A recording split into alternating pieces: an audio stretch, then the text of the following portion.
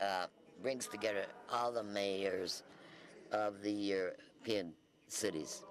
I took part in drawing up the manifesto, and we asked that we must attain a more direct relationship between the community and our cities in order to deal with these many issues which are crucial in the relationship between the territories and the European level. Substantial democracy entails inclusion, the ability to reach everyone, and for this reason, I think that the European Union must review the democratic model based on a greater participation of the citizens. I believe it's vital to succeed in overcoming the traditional dichotomy between national states and the supranational level in order to make the European Union more inclusive and integrated. I'll never tire of saying that the Union is made by the states, good and bad. This is why sometimes we are irritated by the sovereignist prescriptions. We, in part, have forgotten the federal perspective. The presence of the European institutions in the territory and the role of the Conference of the Regions should be reinforced in order to draw closer to the requests of the citizens. This, too, is something that was indicated in the document signed by all the European mayors. Likewise, direct management of greater funds from the European Union on the part of the local authorities would improve the relationships within the territory and the local institutions. It would reduce disequality in the Union. Even, and here we come to the regions and the cities. I spoke to President Rossi about this. We would have greater cohesion, greater recognition of the importance of the cities and local institutions, and for economic innovation of the European Union. Let's look at circular economy. The Parliament has worked a great deal on this, or collaborative economy, which is perfectly integrated in the local dimension. Many of the goals of the European Union, ambitious goals, can be accelerated in their application through local policies.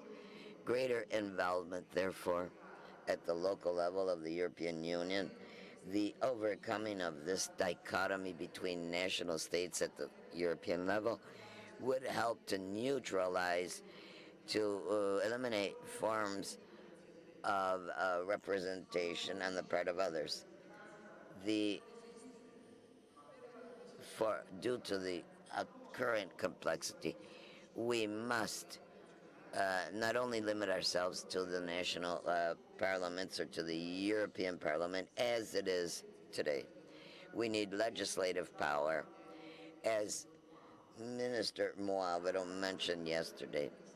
Even denial of the transnational lists proposed by the Italian government has been a wasted opportunity.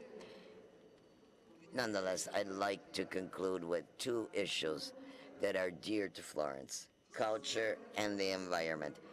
Last November, we brought together the capitals of European culture here in Florence with Navracsics, the European Commissioner.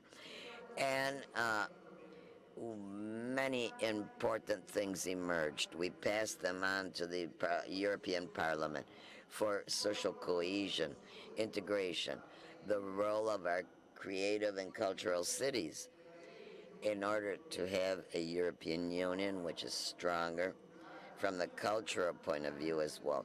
We cannot cancel our identities, the identities of our countries and of the cities.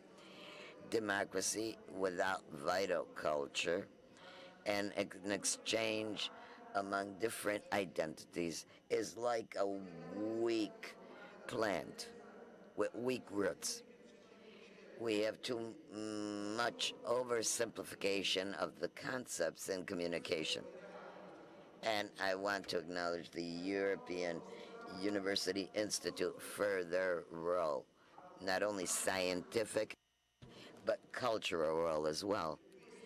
And for this reason, I believe that greater investments in culture and scientific research would help eliminate the negative impact of a bad use of the social media instigation to hate, which has often poisoned the political debate in our countries. It will help us to be creative, more creative, to create new tools of economic inclusions.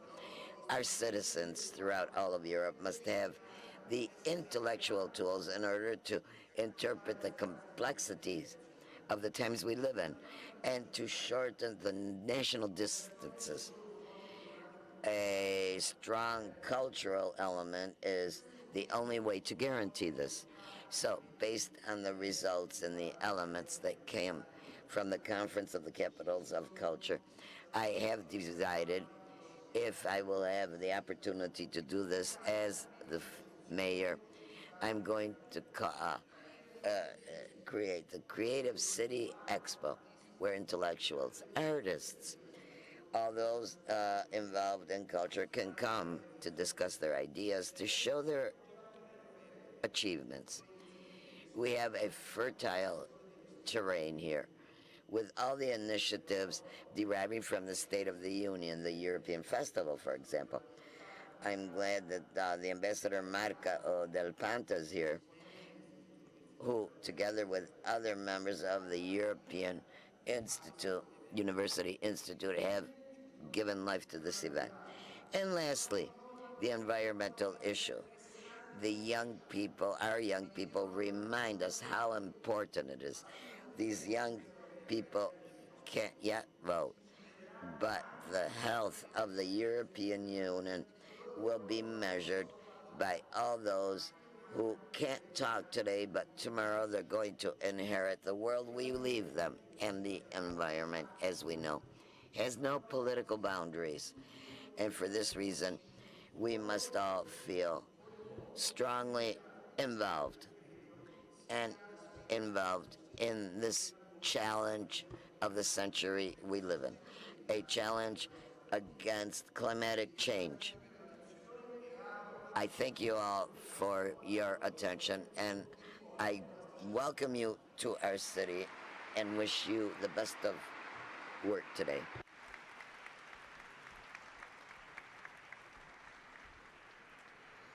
I am now pleased to give the floor to Mr. Enrico Rossi, President of the Region of Tuscany.